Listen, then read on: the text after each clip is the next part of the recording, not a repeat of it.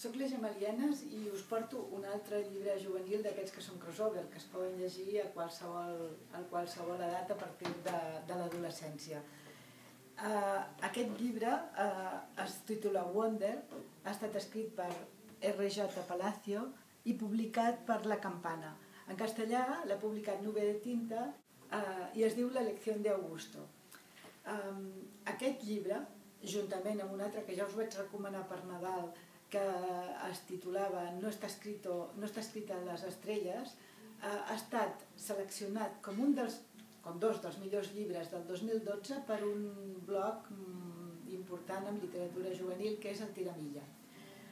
Wonder explica la història del primer any d'escolarització d'un noi que comença el primer de secundària, el que seria el primer de secundària aquí.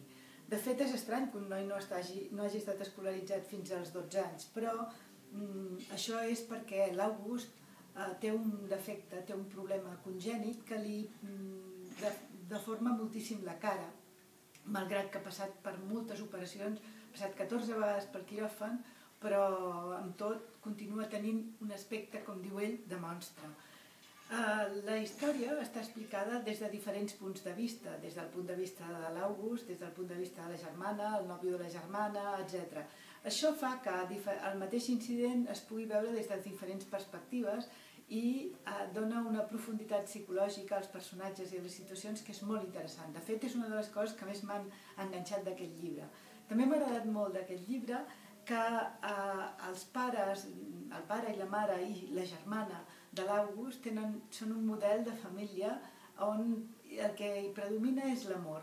I l'altra cosa que m'ha agradat molt és que, d'alguna manera, aquest llibre m'ha recordat la història de l'home elefant, aquella pel·lícula que van fer fa molts anys, en què la gent no s'acosta a una persona per un defecte físic, perquè té prejudicis, però en el moment en què t'acostes a aquesta persona descobreixes tot el valor d'aquesta persona. Us el recomano, us ho passareu molt bé i a més us agradarà. I abans d'anar-me'n aprofito per felicitar el Jordi Sierra i Fabra, que acaba de guanyar el Premi dels Lectors de la Galera, i fixeu-vos, ja porta 33 premis guanyats en Jordi Sierra, és que és un fenomen, Jordi.